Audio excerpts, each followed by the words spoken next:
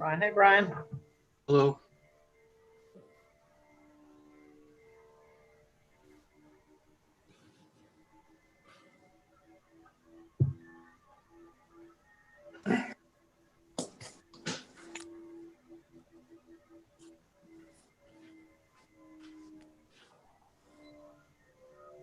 I'm just going to call Norm quickly. Yeah.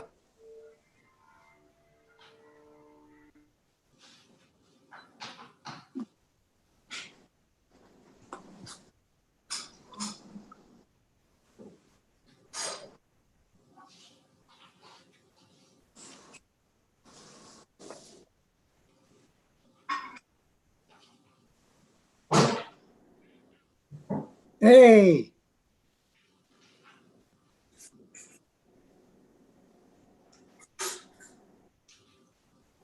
Sorry, I just hung up on you.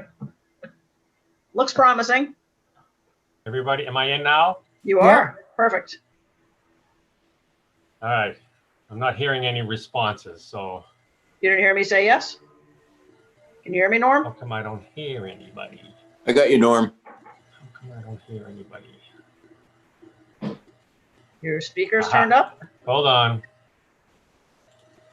We Now? can see you. All right. Yes? Yes, I you're tell in. you, this is a nuisance, but we got it. Good. All right. Thought I was going to actually have to do something for a minute there. You got me worried, Norm. It's half the time I log in, it doesn't work. So we're here now. That's amazing. Technology is great when it works. So who do we have missing? 1, 2, 3, 4, 5, 6. Bruce. We're waiting for Brucey. Yeah, is Julianne coming tonight? I don't know. She usually does, but you know, is Bruce. Julianne usually does, but she's not part of the committee, so Right. I don't have to hold up and wait for her.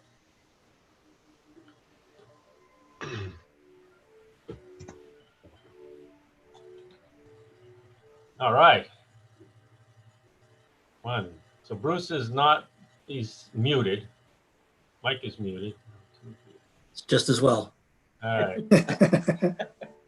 And we are getting assistance tonight from the town. So let me, Yeah, that's Becca introduced herself. She's behind the mask. all right, that's good. Yes. Hi, Mr. Chair. You are all set to go. You're up and running, so whenever you're ready. All right. Thank you, Becca. Nice to hear from you. Good luck with your new job. Thank you. We're looking forward to having you as part of the town group. All right. So we have to start with the to start the meeting off. I need to read the introduction to the remote meeting policy. All right. So bear with me.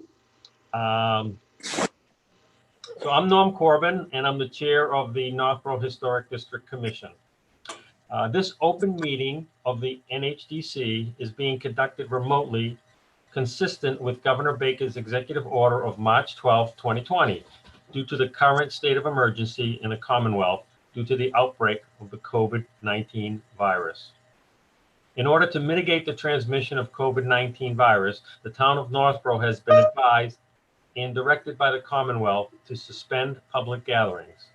And as such, the governor's order suspends the requirement of open meeting law to have all meetings in a publicly accessible physical location.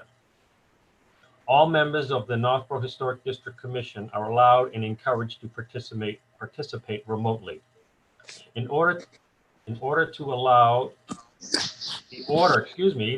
allows the Historic District Commission to meet entirely remotely so long as reasonable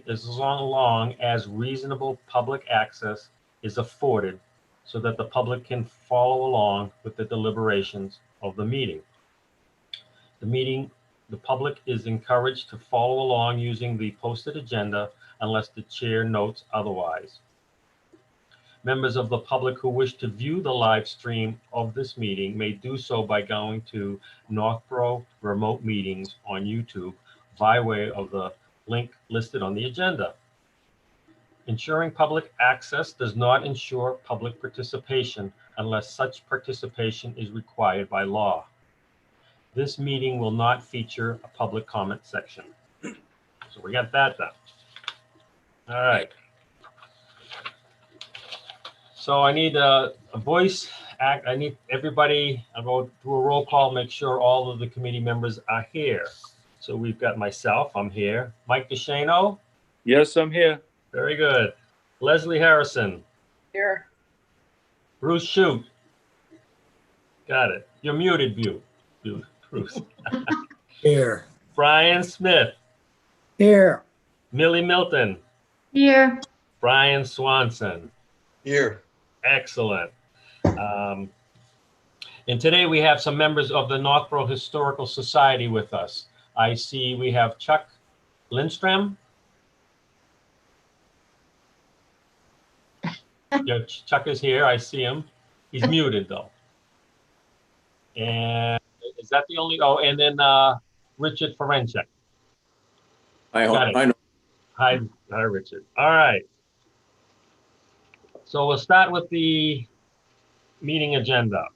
Prior meeting minutes. I saw that Brian had sent out the revised one this afternoon. I'm sorry, Bruce had sent out the prior one this afternoon. Has anybody had a chance to look at it? Mm-hmm. Yep. Look pretty good. Yeah, Yeah, they I look good. looked Yep. at it. Looks fine. Can I have a motion? I make a motion to accept the meeting minutes for Wednesday, September 16th, 2020. And a second? Second.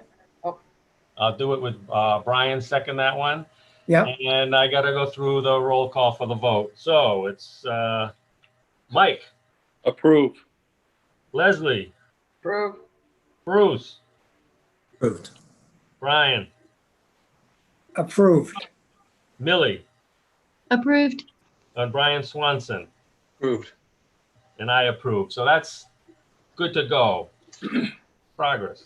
Sorry, which Brian seconded, please? I'm sorry, the Brian Smith seconded. I got to get used to the two Brians. You both have S in the back last name, so I I can't, know, Yeah. really. Can't even say Brian S. Right. I can't get away with that either.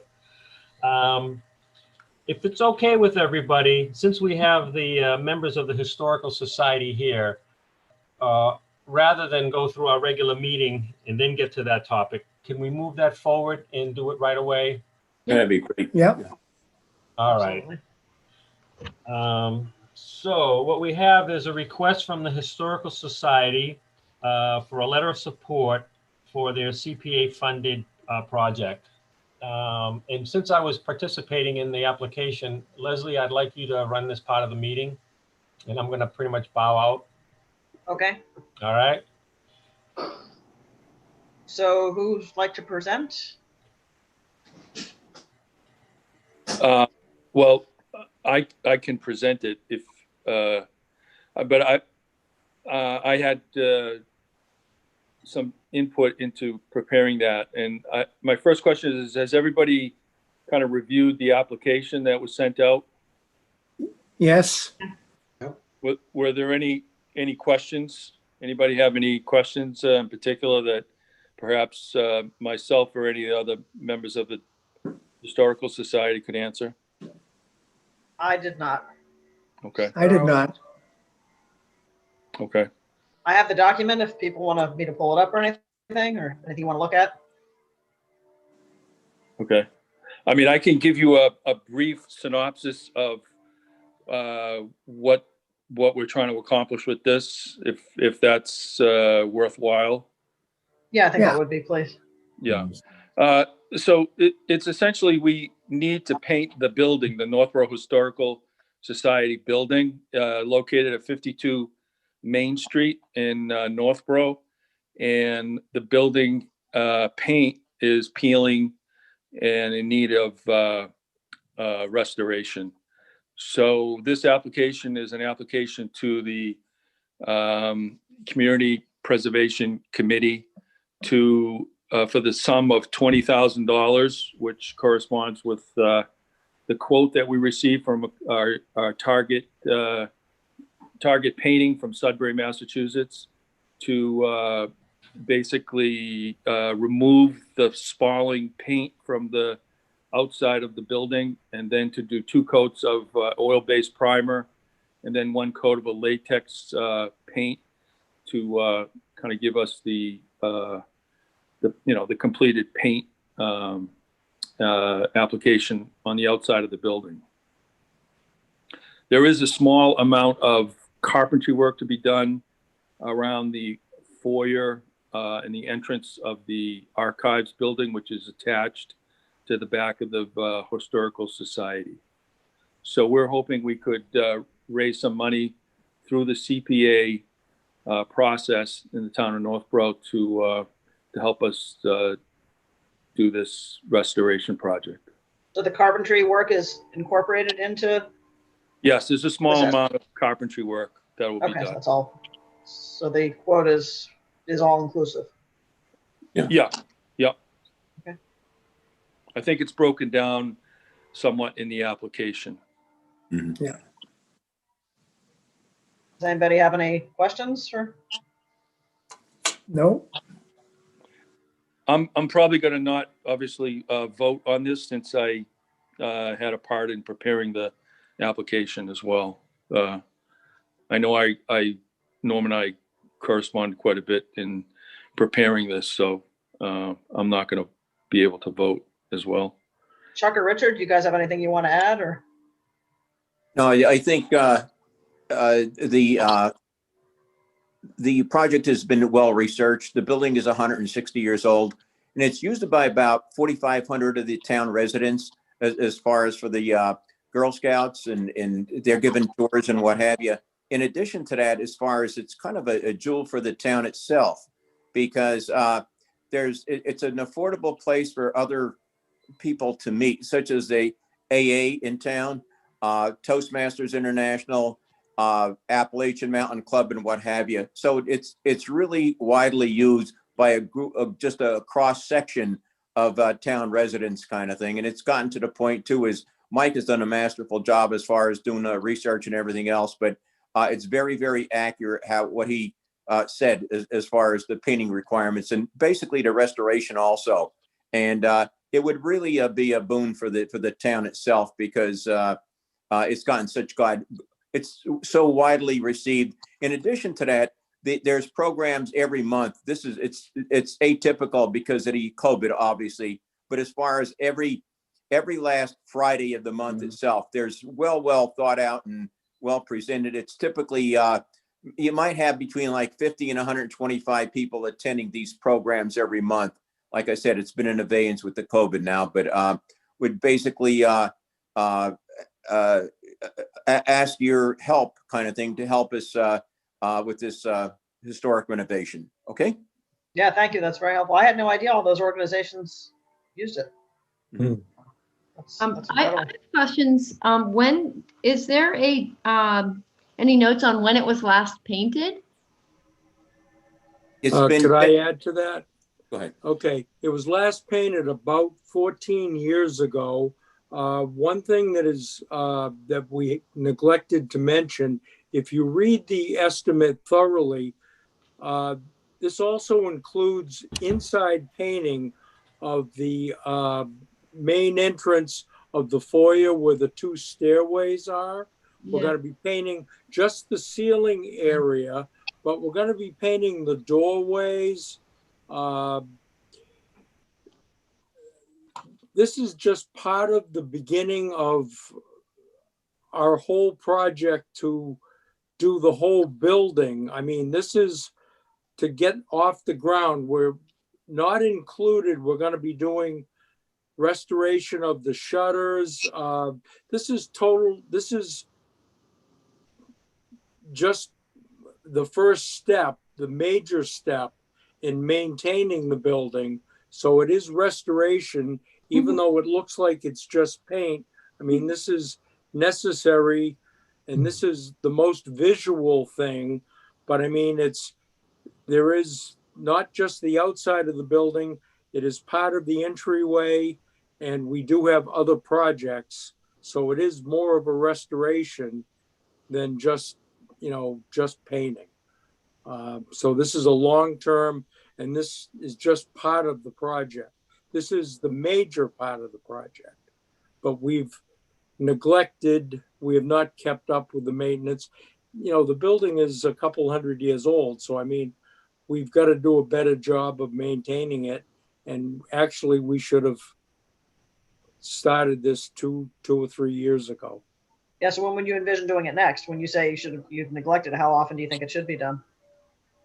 Well, probably every time a house needs to be painted is, you know, depends upon weather and quality of the job, but I would say probably about every 12 years, 10 to 15 years. I mean, the average house, New England, we were very selective. We got several bids. We did a lot of screening. We looked at references. You know, we want to have it done right. You don't want to do this over. We felt a lot of people were not qualified. A lot of people were scared of a project of this size, and to find somebody qualified to do it that could handle a project was it's quite an undertaking. Yeah, I think so. We Norm, approached. help me remember. Do they need to get 3 bids? Their document does have multiple bids, if I remember Okay, right. yeah, I should go back and refresh. Yes. Okay. Yeah. Okay. You mentioned that there are other pieces of the project that you're going to be working on. Are you anticipating coming back through CPC for those, or are those going to be done through private fundraising and whatnot? Rick, do you want to answer that, or do you want me to answer it? You can answer it, Mike. Well, you know, we as Chuck was alluding to, we've not really discussed the details of how we're going to fund these other restoration projects like he was talking about. The shutters have come up. I think we were embarking on a plan to see if we could raise some funds to help defray some of these other costs, but we haven't really sat down and actually discussed whether these other projects or aspects of this total restoration project will be funded by the CPC grant. But it very well could be. I just don't, at least from what I know, it wasn't completely discussed that much. As part of the funding itself, you know, we've been at this for some time, kind of thing, you know, and a couple things. Number one is, as far as the fundraising itself, it's been very, very difficult with the COVID itself.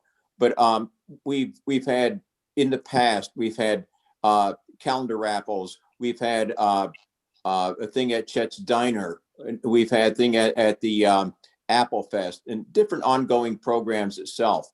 So it's a combination of both, as far as Mike said, kind of thing. We certainly would apply for more CPC funds in addition to the private fundraising. It'd be a combination of different things, to be frank with you. But without a doubt, though, kind of thing, as far as it's kind of this is the initial kickoff project itself. This is what absolutely positively needs to be done now, just to maintain the building itself. Okay, all right, great, thanks. Thank you. Does anybody else have any questions, concerns? No, it just, the only thing I would want to mention is that maybe using the word preservation more when you can rather than maintenance might be one of those things that the CPC funds might be more interested in hearing, because it might look like it's just a maintenance. So, but that's just, other than that, Yeah, I think. I think we tried to address that in the application. Okay. And, you know, I think we've certainly discussed that. And no, I don't think anybody on our end believes that this is a maintenance project. You know, just from the the sheer extent of the project, and Yeah. we don't plan on doing this painting again for another 10 to 15 years. So that certainly doesn't seem to qualify in our book as a maintenance project. But yeah, I think our opinion is it's restoration to keep the building from, becoming, yeah, I mean, there's portions of the building that will be exposed to the weather, and you'll start getting dry rot and et cetera, if this isn't done. So, I mean, it's kind of, in our opinion, part of keeping the outer, shield against the weather. And, that's almost part of the woodwork, if you will, the exterior woodwork. Yeah. One comment I'd like to make, as far as we've approached Assabet Valley, as far as they have a community services type people, and we've spoken to the people there. We've invited them over. They give us a tour, very detailed. It's so far beyond their capabilities. In addition to that, they're totally booked out for 2021 for projects. Now, this is before like COVID-19, okay? And then in addition to that, I approached the local prison up there in Worcester itself, and we had one of the management people come down. We did the same thing. We gave a tour of the facility and everything else, and it's just not feasible. It's just not reasonable, kind of thing. So we have investigated. We've done our homework to other people where we thought possibly we could get some help as far as, and it's really not feasible, to be frank with you. We've exhausted a lot of possibilities. Mm-hmm. Sounds like you guys have done your due diligence. Yeah, I guess just maybe one more question for me, as far as how the CPC may look at this. And I have no experience with them, so I'm looking to others that maybe do. Will they potentially look at this as more of a deferred maintenance issue versus a restoration issue? I mean, is it restoration because it's been deferred maintenance? I think on a almost 200-year-old building. I mean, Norm's presented these more to the CPC than I have. So what do you think, Norm? Well, if you look through the application form, we put together a list of prior requests throughout the state of Massachusetts for CPA funding that deals with exterior painting of old antique buildings. So this is not a first time event. This is something that's been, I found about 50 some odd examples over the past 10 years where this has been the case. So, it's an interpretation thing for sure, but it's certainly not the first time that there's been a request to preserve by painting an old antique building. Mm-hmm. I mean, you could apply the logic that is, if it weren't accepted, then you'd be encouraging people to neglect something to the point where it is a full restoration, as opposed to taking the care, prophylactic, right? It's prophylaxis versus therapeutic, I guess. Yeah, the only other, because Chuck is here and Richard is here, is I was on the CPC committee, but I'm no longer on that. I was a couple of years ago now. But Millie Milton and Leslie Harrison are both on the CPC committee, so you will see them again when you go in front of that board. Just so you recognize, we have 3 people on our board that have some experience with CPC. So We're much meaner when they're there, though. All right, anybody, any other questions, concerns? Are we ready to move it to a vote? I'm ready. I'm ready. Okay. Anybody like to make a motion? Let me pull up the, do I hear a motion to approve the support for the FY 2022 application for the exterior restoration and preservation of the Northborough Historical Society building for a total of $20,000, $22,000. No, but $22,000 project with $20,000 worth of CPA funds being requested. The rest to be funded through private donations. So moved. Seconded. Anybody, if I hear a second? Second. Okay, roll call vote. Brian Smith, sorry. I vote yes. Okay, Leslie Harrison, yes. Millie? Yes, Brian Swanson? Yes. Norm Corbin? Abstain. Oh, right, sorry. All right, Bruce you Shute? gotta record it anyway. Yeah, I should put that on the record anyway. And Mike Duchesneau? Yeah, I'm going to abstain as well. I mean, Okay. I was involved in it. Yep, so 1, 2, 3. So we've got 5 approved and 5 in favor and 2 abstentions. Leslie, I can send you a copy of prior letters of support that you can use to write this one. It's okay? Okay, All right, I missed the second again. Who seconded? I did. Brian.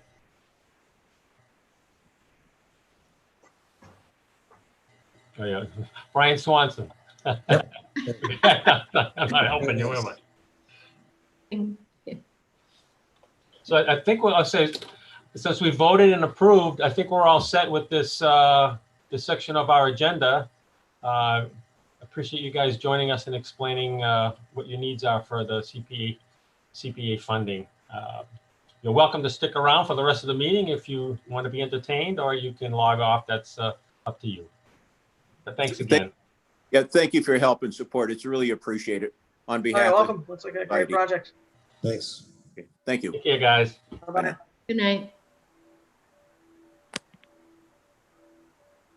All right, back to the original agenda. So I have, Thank you, everyone, for your support on this. Absolutely. Sure. Good project.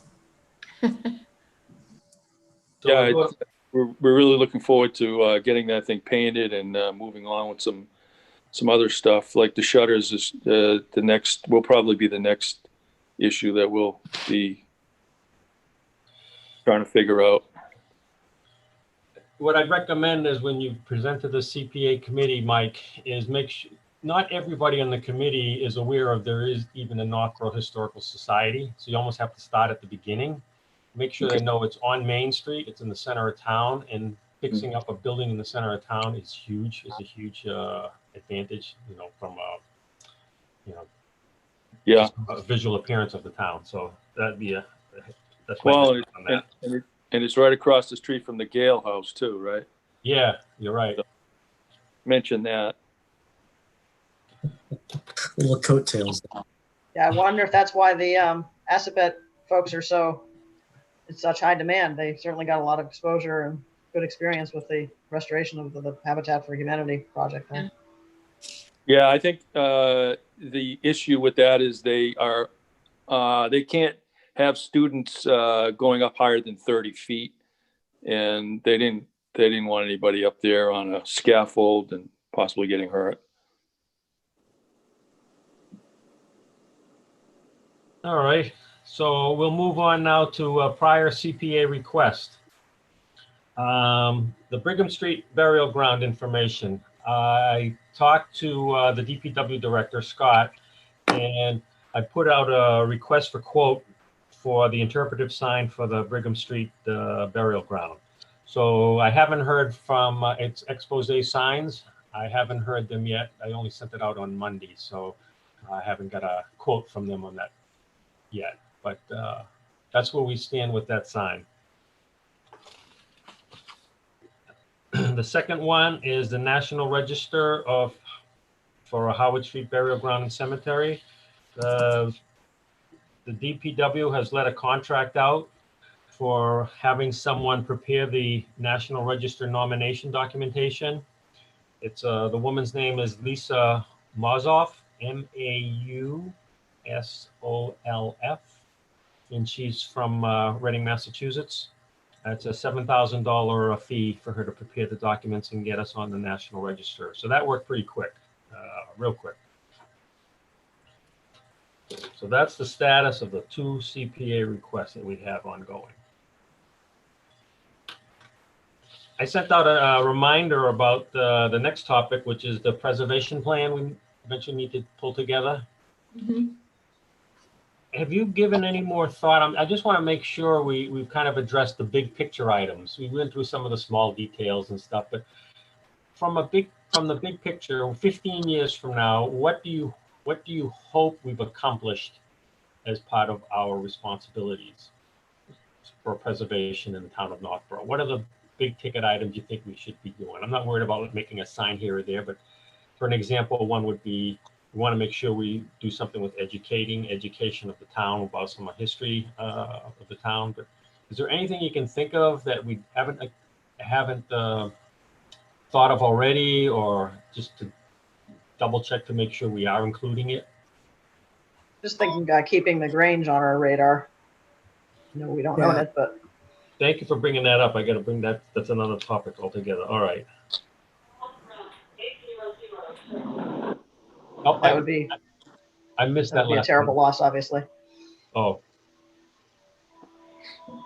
Do you actually have a historic preservation plan that no, we don't. The town does not have one, and the state is requesting that something that really should be done. Yeah, We've spoken to the Mass Historical Commission about this in the past. In fact, some of us, I know I went, and I think might have been with Alex and or Xenia. We went to a meeting about preservation planning for the town. It turns out that a lot of very few towns actually have a historic preservation plan. So the state's really encouraging us to put something together. And, It's the kind of thing that would be a good use of the consultant. We've used consultants for open space and other master plan. we did go down that path about 5 years ago, and it was hard to justify a $30,000 contract for a historic preservation plan for the town of Northborough. We're not Salem, we're not Lexington, we're not Concord. And then when we talked to the state, when we talked to the Massachusetts Historical Commission, at this point, because so few towns actually have a preservation plan, they would be perfectly happy with a five-page document that tells us what we seem to want to do in the future. okay. As opposed to, and I have copies of preservation plans in my files, and the ones that are, some of them were done professionally, some of them were done ad hoc, but if their opinion is it's important to have something rather than nothing, and it doesn't have to be, like a real extensive plan. Some of these plans tell the history of the town. Well, I don't know if we need to do that in a preservation plan. So Norm, what needs to go into this? I mean, we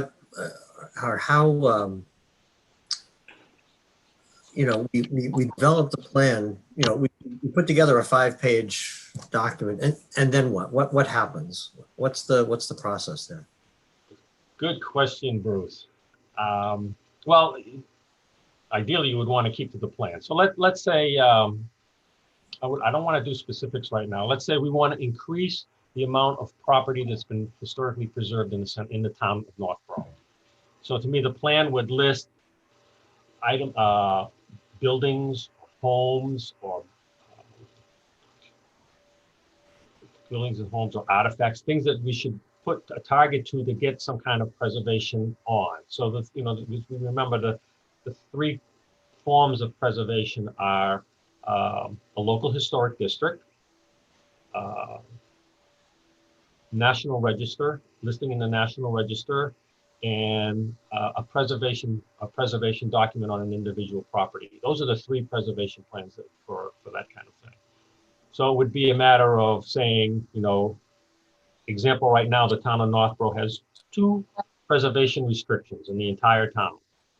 Can we try to convince other people, and we're trying to, but can we convince other people that really that number, so many unique properties in town, that shouldn't be 2, it should be 10. How do we get ourselves to convince property owners to invest to preserve their property? National Register, I think we've got 3 or 4 items in town on the National Register, and you look at our town and, we should have a lot more in the National Register. How do we don't have to put a number of how many we should have, but we should put a goal that we need to increase the small number that we have. How do we get more on the properties on the National Register? So, I mean, conceptually, I see paragraphs that show these are the these are the things that are missing from our preservation in the town of Northborough, and then highlighting these are the approaches we would take, and then somewhere we would have a list of properties or list of things that have been identified over the years that maybe we should consider incorporating. One of the key of this is that the master plan has this in it now. The master plan has a variety of things for historical preservation, but the biggest first step item is preparing some form of a historic preservation plan.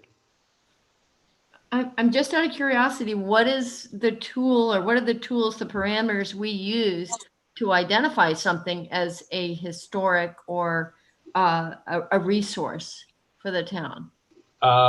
Back, it's almost 12 years ago now, we had 2 contracts for professionals to inventory the town's historic properties. And some 300 and some odd properties were identified as historic. And not only did they record them and they're listed as part of the macro system of the Massachusetts Historical Commission, those 2 documents, if you haven't read them, I probably should find them for you. Part of the documents list things that these professionals feel we should be addressing in terms of National Historic Register preservation restrictions. So our guidance is really these documents from about 10 years ago. Otherwise, to be honest, I wouldn't know what the flag, what houses should be considered and which shouldn't be. But Yeah. if you go on our website, if you go on the town's website for the Historical Commission, you'll see lists that they've generated on that website. Yeah, I've seen the list. I was just curious as to how they get designated or identified as being on it, and whether there are other properties that either have come on in the last 10 years or other properties we might have missed. Well, that's a good point. There could be some others that we've missed. Offhand, I don't know what they are, but Yeah. but some of those on those lists, some of them on that list are pretty important. And Sure. I would say that those are probably the ones that we should address first. I think for the National Register, I'm going by just my memory now. I think for what they call National Register districts, I think they identified 5 or 6 districts, like center of town is a district. In addition to that, I think they identified another 30 or 40 individual homes or properties that could be identified. It's a pretty extensive list. If we could start, you have to convince the owners that that there's a reason to do this. That's the hard part, convince property owners that there's a good reason to try to preserve these properties for the long term. So this becomes a guidance, like a guiding document for us, right? Is this something that we file with the state too, or what? The state has to approve it. Okay. Is there some funding that's, potential for funding if we have one versus if we don't? Is there incentive? We'll say that again, Leslie. Are you incentivized to have a plan by there being access to certain funding if you have a plan, as opposed to not being eligible without a plan? Like for open space, there are certain grants that you qualify for if you have a plan, whereas you wouldn't otherwise. I'm not aware of anything like that. Okay. I mean, I was also curious, is it just buildings, or are there other structures that might not be on that list, but also might have some significance? That was the list includes buildings, structures, okay, objects. There's a couple of, so it's not all buildings. Okay. I couldn't remember. So, well, for a couple of examples. So the mile marker that's on East Main Street. Yep. That's on the register. Yep. Mary Goodnell's burial site. The state said that we could put that on the register. Okay. So some things are markers and things and the like. Okay. So the main thing for bringing it up tonight, I just wanted to, if you have any ideas, just shoot me an email. I'm about ready to start putting some thoughts on paper, and I just wanted to make sure I kind of get some feedback right from the get-go. No, what was that what was the document you referred to that had the listing of all the inventory of all the houses and properties? Well, it's it ends up, the final inventory ends up with the Massachusetts Historical Commission, and it's the MACRIS document, MACRIS. Oh, I the think you data, the you looked at it database. before. Yeah, I The think data- we're on it. Yeah, you're talking about the database that, That's the database. That data, about 80% of that database is because we had those two contracts where people inventoried the properties. oh, I thought you said there was a document, like a paper document that was prepared that listed all that stuff. Oh, okay. Is that, I'll make did it I clear. I think I misunderstand? see where the confusion is. When we had those contracts for the inventory of the properties, we had two contracts because we did it over a couple of years. The contract has several parts of it. One part of it is they inventoried the properties and it ends up in that MACRIS database. The other part is they filed, both of those contractors wrote reports about the history of the town and about their recommendations of what should be considered for future preservation. Okay. Now, if I mean, they're right. I'm going to click here on the town's website because those documents are all on our website. It's the. Are they electronic? Are they available? Everything, yeah, they're all in there. That's why I Okay. wanted to show you how to find them real quick. Okay. Let's see. Let's see if I get this right. All right. How do I share screen? That one I need some help with. Go at the very bottom, Share there's a screen. green, Yeah. right in the center of the bottom of the screen, there's a big green. Okay, share screen. Right. This is the one I want, I think. See if this I'll ask works. you if you want to do a specific window or a, Can you see, anybody see that? yeah, Yeah. perfect. Okay, so that's the Historic Commission's website, all right? Okay. If you look right over here where it says Historic Asset Inventory, Mhm. Okay. click on that. It brings up information about the inventories that were done.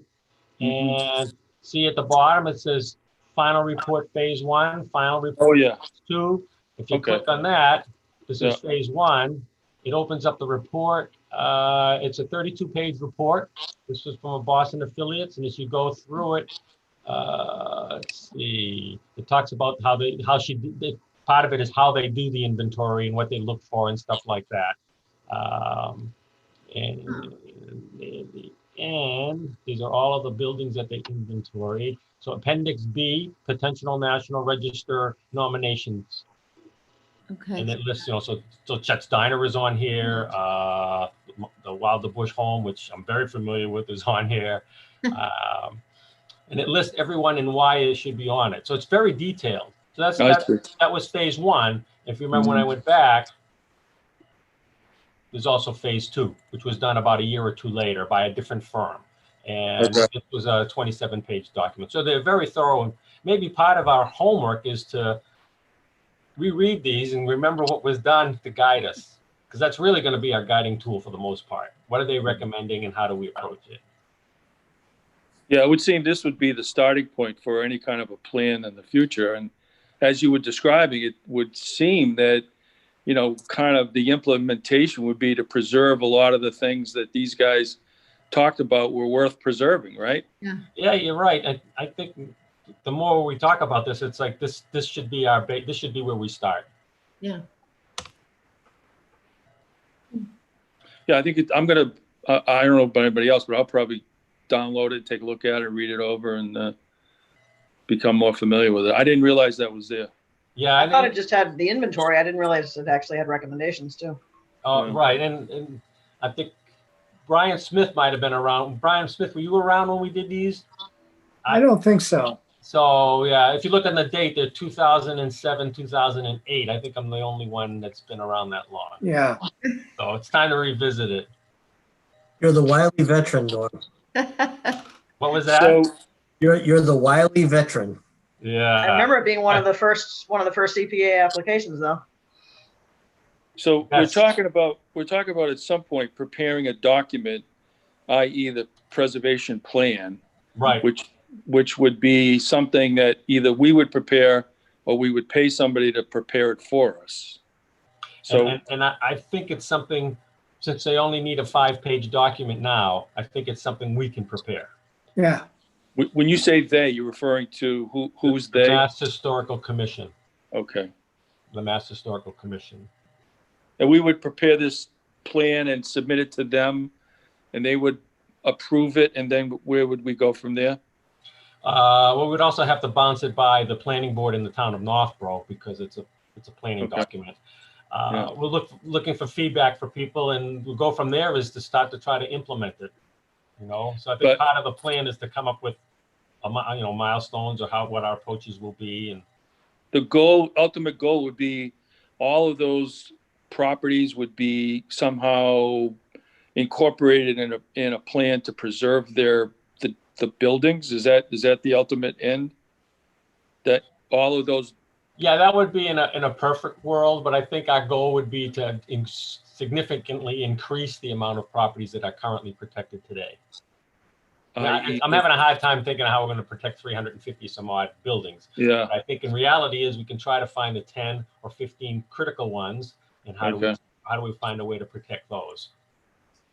I'll Okay. defer to Millie on this, but does it really have to go before the planning board? Because doesn't affect zoning in any way. I mean, it could be, I'm not saying from a courtesy standpoint, but I'm not sure.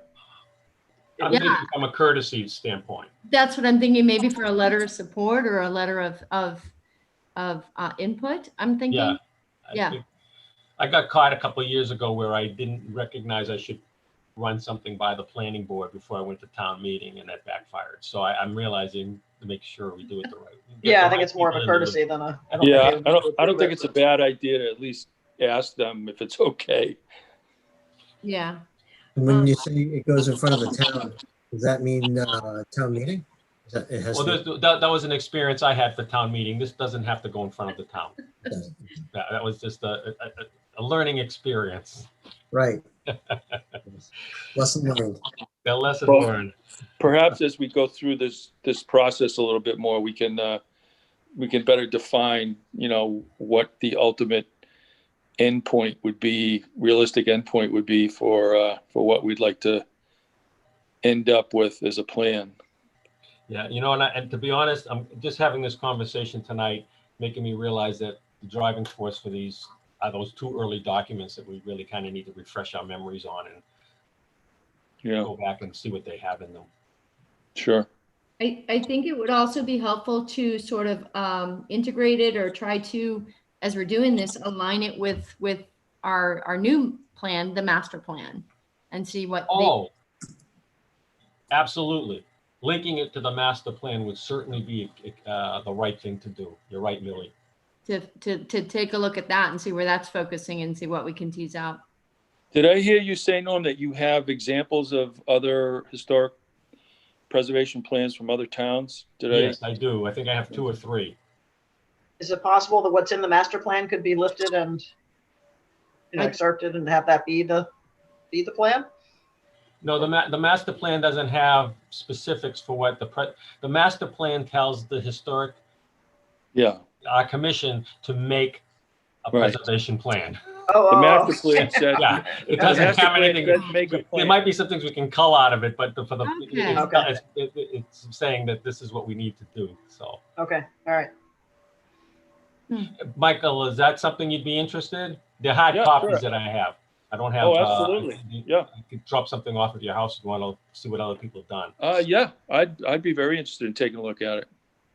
I mean, I think a good place is to get an idea of what other towns have done as far as qualifying to be a official historic preservation plan for their town, and gives you an idea, a sense of what the goals were and kind of the things that were the hot buttons for them. All right, I can certainly run them by you. I'll drop them off. Are they big documents? I mean, they're significant. They are not 5 pages. They are not even close. I'd be interested in taking a look at it. Okay, that's good. That'll be good. Well, I got out of this conversation what I was hoping for, just some guidance, and I think, I think, and I highly recommend just people go to the website and take a look, see at those reports. They're not really long; they're 20 pages, so you can probably breeze through them quite quickly. Yeah. All right. Quick search online. Looks like Framingham, Sandwich, Hanover. There are some online too that Oh, yeah. reference. Yeah. Oh, good idea, Bruce. Google is everybody's friend. Yeah, they're get in Hanover- trouble now, though. They're everybody's friend. That's the problem. That is the problem. Yeah. Hanover is popped up in a couple of other things. When Norm and I were looking through a lot of these CPC grants, they seem to that town seemed to have a bunch of stuff going on historic preservation wise. Actually, before we go to the next topic, I want to mention that we will have a new member coming onto our committee soon. Once it's a fellow named Bob Light, and he's watching us as we speak today. He's been watching several of our videos, and he finds that he'd be interested in joining our group as an alternate, because right now we have no alternates. So Bob's lived in town some 30 years, and I've worked with him through Norton Saint-Gobain. I think Brian Swanson, you probably know Bob from your time there. Yep. So I didn't bring him. He's watching it. I didn't bring him into this because he's not a committee member yet. But once he gets through the processes, I assume either next month or the month after, we should have our new alternate in the group. So Bob, we're welcoming you aboard. What was his last name? Light? Light, Licht. I got it right. Light. Okay. Great. All right, Mike, tell us about what you found out about the archaeological sites in Northborough and how we can find out more. Things have definitely gotten much brighter in the world of archaeological sites. I think I sent out an email. I hope everybody saw that summarized my discussion. And I can give you a brief rundown of my discussion. I got a return phone call from a fellow by the name of John Potter, who is as I understand it, an archaeologist for the state. He works in the state archaeologist office. Ed Bell, who was the contact I think you gave me, Norm, that I originally sent. Yeah. I sent an email and phone conversations with, who never called me back and never gave me an email or anything. He's the deputy archaeologist for the state. And then the state archaeologist is I think it's a woman by the name of Brona, Brona Simon. Yes, I know the name. Yep. Yeah. And so John works with these other folks in the office. They're on Columbia Point in downtown Boston. He's a really nice fellow. I spent about a half hour on the phone with him. Nice. Anyway, the short story is he suggested that we send a letter on town stationery to the office, his attention, requesting that we get a copy of basically their files. And apparently they have a map that is, they will let somebody from the town, once we've gotten approval through this letter, to go and look at and perhaps copy. And it identifies the 12 recorded archaeological sites in Northborough. And he said one of the things in this letter that they're going to be wanting to see is some information as far as how these copied documents or copy of the map or whatever they have in their inventory will be secured, because their concern, of course, is that they don't want these locations out to the general public, because people have a tendency to go out there and rampage through it and find, arrowheads and whatnot, right? So he said, make sure that you have a good description on how you're planning on securing this thing. And I said, well, does that mean a safe? Do we have to buy a safe or something?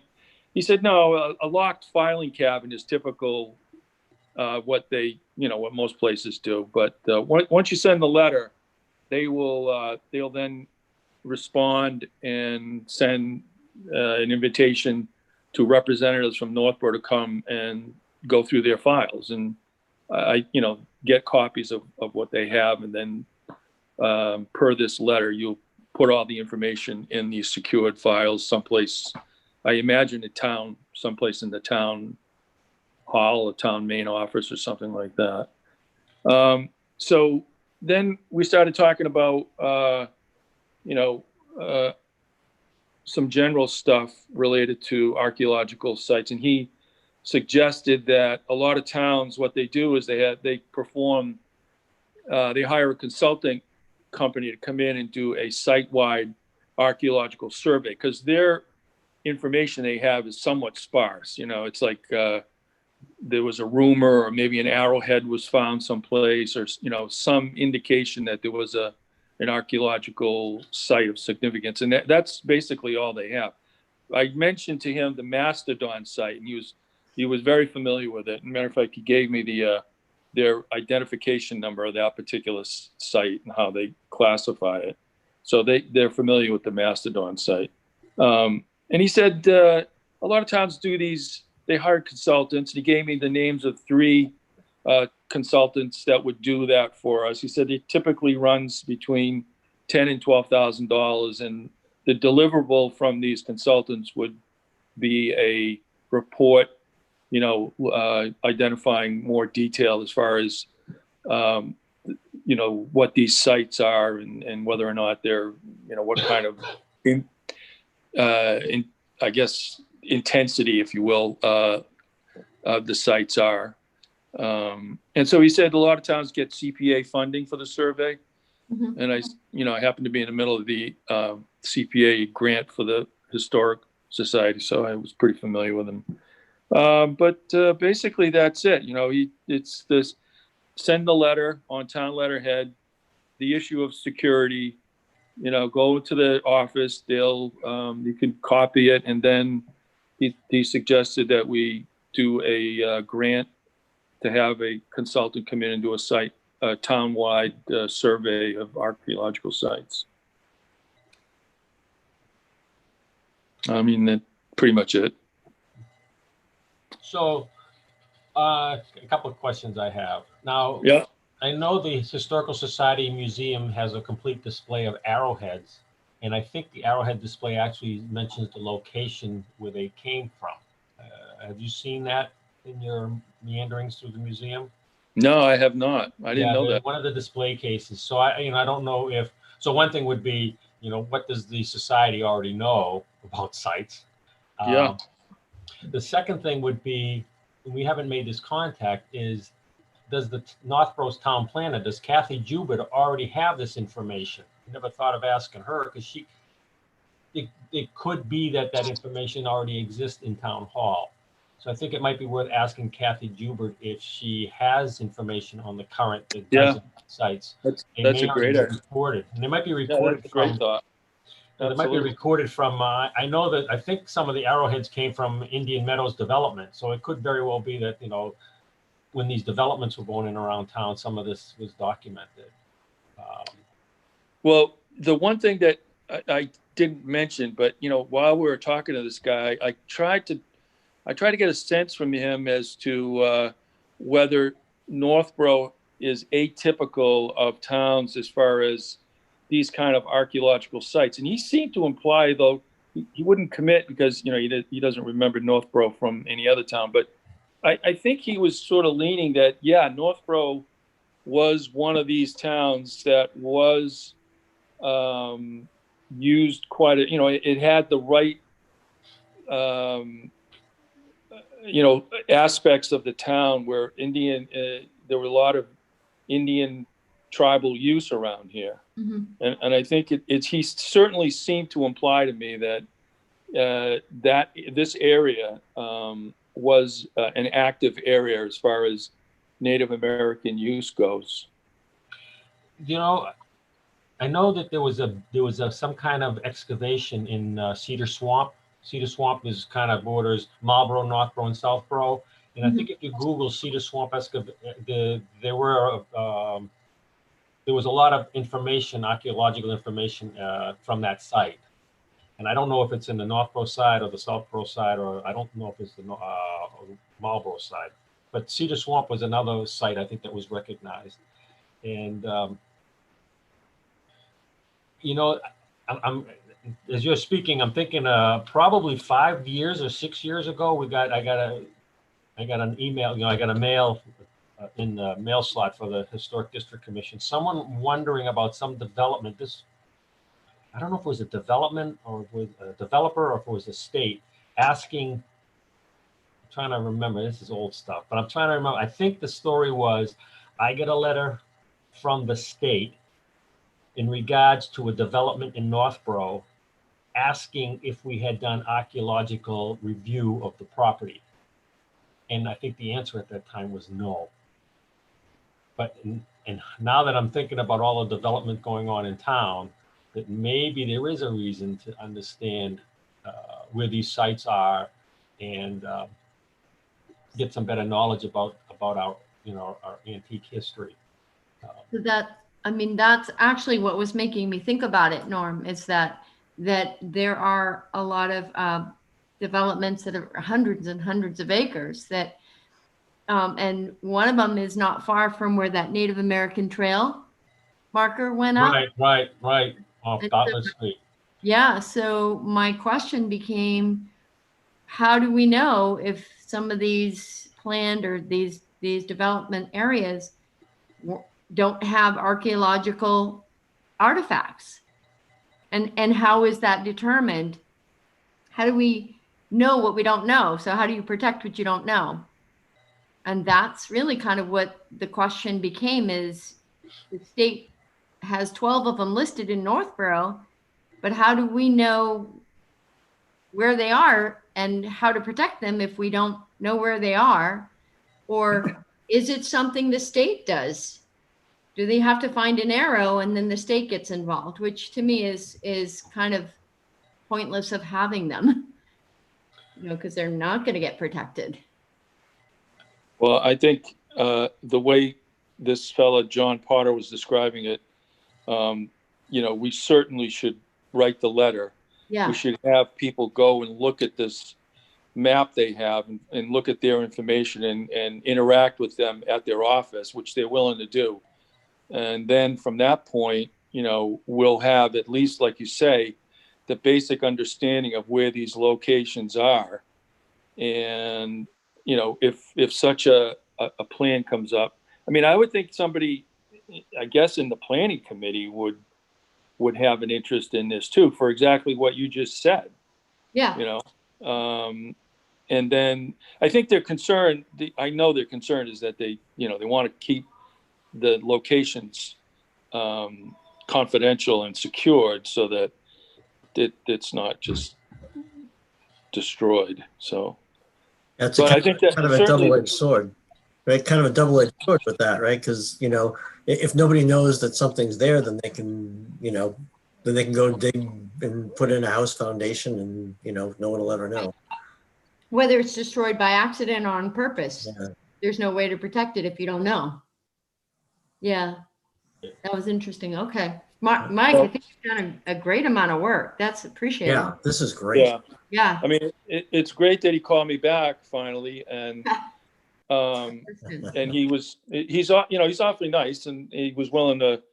This is the thing he does for a living. So I'm sure he would prefer to talk. He would have preferred to talk for a long time about stuff. So what I'm gathering from the conversation is we should consider a letter to at least know what we have now and where it is. That makes good sense. Probably should contact Kathy Joubert just to see if anything's been done before. Maybe something was done 20, 30 years ago, but is there any documentation from before? And then in time, we should think about, does it make sense to have the town? And I don't know exactly what, for 10 grand, I don't, they're not going to scurry the whole town and find these artifacts. I don't know what a 10 grand document or evaluation really provides. I'd be curious to know what that would look like. Do they just identify regions of the town that are suspect for these kinds of things? I mean, they're not going to be going down everybody's street and finding out where these artifacts. Yeah, I agree. I don't think $10,000 would get you, like a fairly extensive survey, but at least it will start the ball rolling. I mean, I think if we end up writing a letter and we get invited to go to their office, we can kind of talk to them a lot about that in terms of, kind of what we should be doing and what this little site-wide $10,000 survey would get, and should we go further than that? And that would all be excellent questions to broach once we're there face to face with those guys. Oh, it sounds like a good plan to be. I mean, this is, in all the years I've been on this committee, the archaeological sites has never popped up as a topic. Mike, I don't know what triggered it from you, but it's a good one. Well, Really interesting. Definitely. I think the thing that triggered it for me was the Mastodon thing. Yeah. Because as soon as I brought that up, he was very aware of it, and he gave me the number, their classification, 19 WR 530. That's the site. That's how they track the site. I didn't have to, he didn't have to go look it up. He knew it right off the top of his head. So I don't think there's too many towns that have mastodons floating around in their garden. So now I'm going to check and see if Rebecca was paying any attention, because we're going to quiz her on the Mastodon site. All right. So how about if we move on to the next topics? All right. Do you want to, before we move, do you want to have like an action item associated with this? Do you want to write, do you think it's worthwhile to write the letter and get the invitation, go there? Yeah, you're formalizing it is a good idea, Michael. Yeah. You want to make it into a motion of some sort? And I don't know if we have to make a motion, but we certainly can have an action item list. Okay. So what would you think? So the action item is writing a letter to the state archaeologist to access Northwood's information. Well, it has to be on town letterhead, and so I don't know who that in captures with the town folk if we're going to put the town letterhead on it. I think we still have to have a short conversation with Kathy Joubert, and if it probably comes from the town planner, it might have more impact than if it comes from the Historic District Commission. Okay. It could go probably either way, but. So I don't know Kathy that well. Is there somebody do you want to contact her, Norm? And I can I know Kathy quite well, so I can contact her to just ask her if the town knows more, and then to ask her if she'd be willing to put a letter together to approach the architectural guide. Great. How about that? Yeah. So that's that sounds good. We'll do it. That sounds good. Good enough. All right.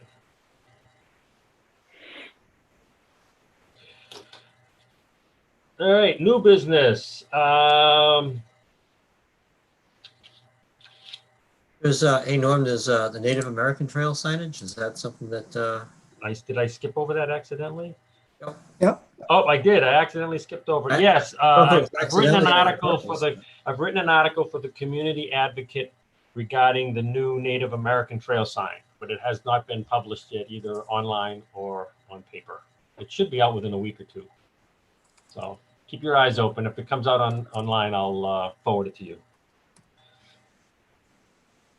I didn't realize we skipped that. Thank you. So this is so on the new CPA request. Actually, let me on that topic alone. I want to get back one step to the archaeological letter. If we do decide that we wanted to have some kind of an architectural, not sort of archaeological evaluation of the town. It would not, it won't be for this CPA cycle. It would be in a future cycle. It's, just so you know, a CPA document, that's all due in a couple of weeks. So I just want to put it, make sure everybody's recognizing that if we do it, it's not this year, it's in the future. What I put on here, though, for consideration for this year, which is kind of short notice, but for this year is something that Leslie brought up. Leslie, could you talk about your idea about additional signage for the Howard Street Cemetery? Yeah, I guess we originally had, I'm trying to remember what happened with this, because we originally had a sign for the entrance on Howard Street and the entrance on Whitney Street. And I think the issue was it's called the Kaiser. The sign wasn't appropriate because I don't know. I'm going to back you up, because the only signs that we had installed for the Historic District Commission were signs regarding the old cemeteries. Those are the only ones we've ever been involved with. One on Brigham Street, one on the Howard Street Burial Ground, and one on the old Howard Street Cemetery area. But we put 2 on the Howard Street Cemetery. No, one is for the yeah. There's burial one ground. by the main entrance, like across from Z School, and there's one in the historic area.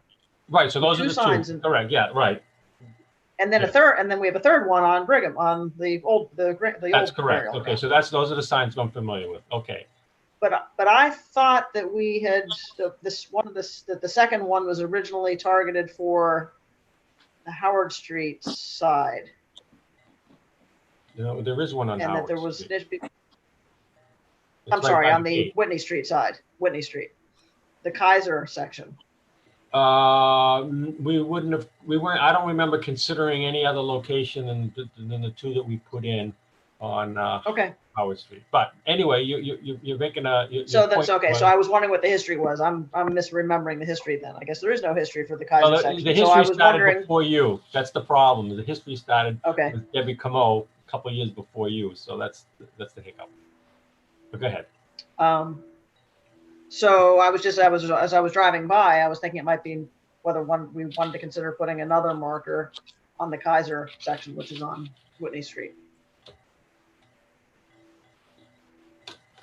It is interesting that the town does not have any entrance sign for the Kaiser part of essentially the newest part of the Howard Street Cemetery, because that's really the most active part of the cemetery now. I don't know why there isn't one. I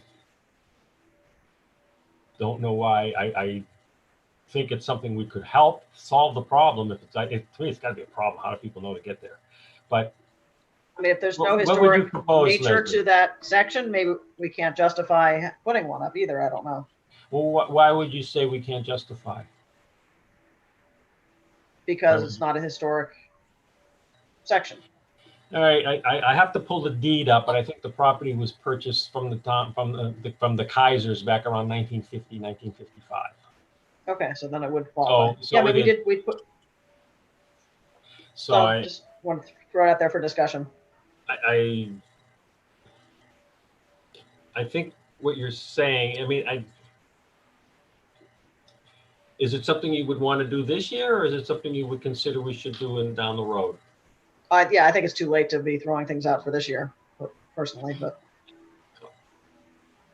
that would have been my concern, because this year we're talking like a week to get it in properly. No, it was one of those random things I drove by and thought, there's no marker here. They're nice looking signs. It would be a nice, to call attention to it. Maybe the town doesn't want to call attention to it because they don't want people driving through that section. I don't know. I would think it's just a matter nobody's approached them to say, hey, can we put a sign up? And we might have a spin on it because I look at the deed, but it might be old enough that we could justify it coming from the historical fund for CPA funding. And I think it's a good idea to consider probably for next year. It's really straightforward. When we get the sign design, we got everything we need. It would be a very easy request. Yeah. And I would expect that the DPW would be thankful that we would do it. So, but it's definitely a next year thing. So add it to the list. I think it's a good idea, Leslie. I don't know how anybody else feels, but there are no signs for that part of the cemetery. Just Yeah, I think it just says Kaiser Road even, right? I don't think there's an indication. that's right. That's all it says. Yeah, I think that's a good idea. Almost have a sign there. All right, remember that for next August, and you can plan ahead. Something different, huh? All right, I already introduced Bob, our new member. All right. I sent out an email a while back. The Master Plan Implementation Committee is looking for a volunteer from the Historic District Commission and looking for some input. And Millie said she was interested. So want to make sure, I have to make sure that if anybody else is interested, you should speak up and we should have a discussion. Or you can thank Millie profusely for signing up. Everybody Oh, else, yours, Millie. everybody else stood back. Stiff competition, Millie. You win. That's a good fit for us to have Millie there. So, yeah. Yeah, I would love to, I think. Yeah. Great, thank you.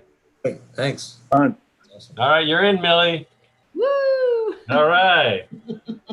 I'll keep you guys posted on how it's going. Yeah, I'm curious to see how that works. That's going to be an important one. Yeah.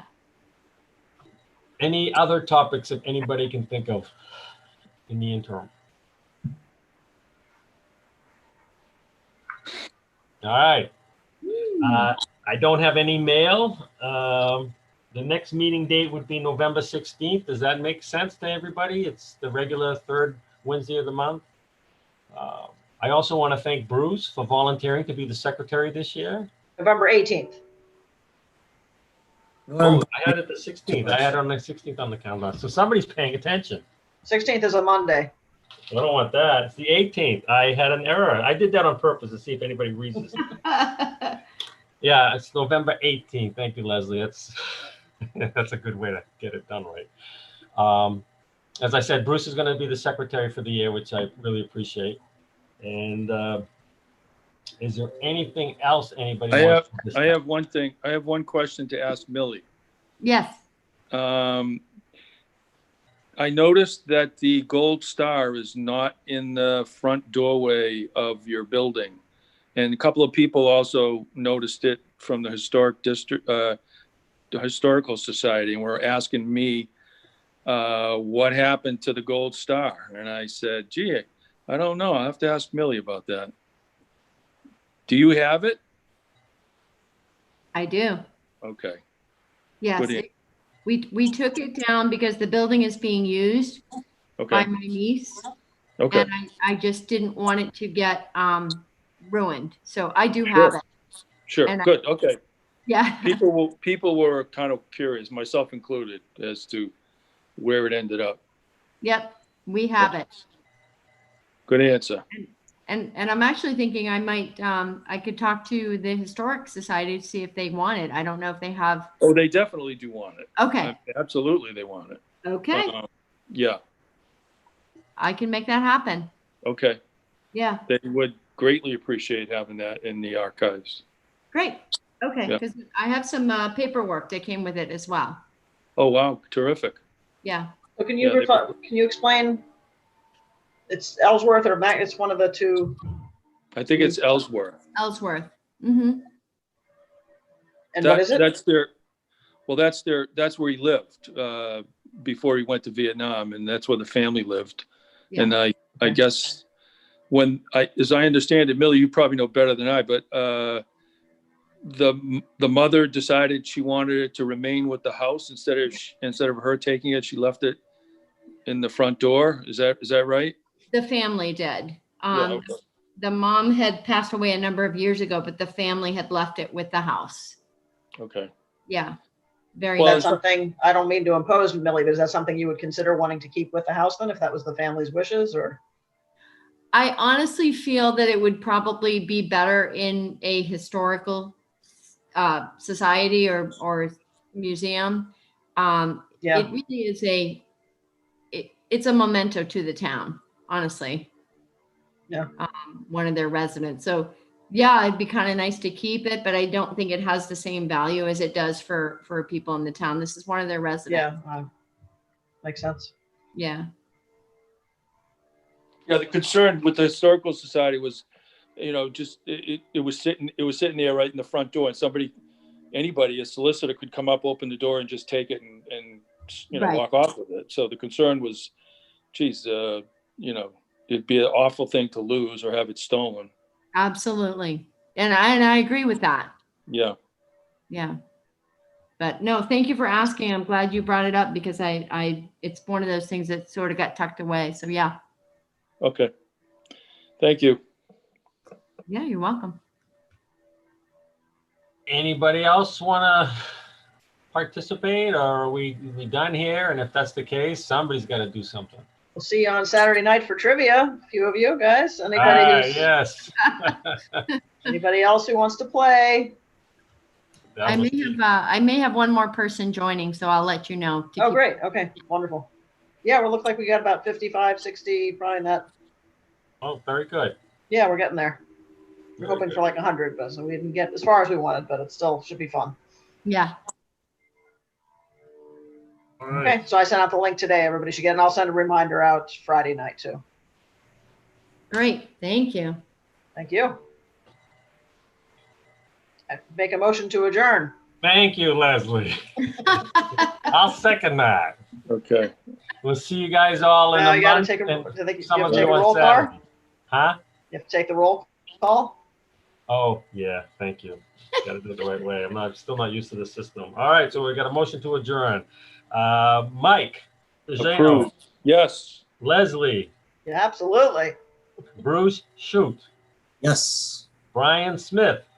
Yes. Millie Milton. Yes. Brian Swanson. Yes. Norm Corbin. Yes. All right. We're good to go. Hey, have a good month, and we'll see You you too. on Saturday night. We'll see some of you on Saturday. Bye-bye. All righty. Yeah. Bye-bye. Thanks, Becca. Thanks, Becca. Yes.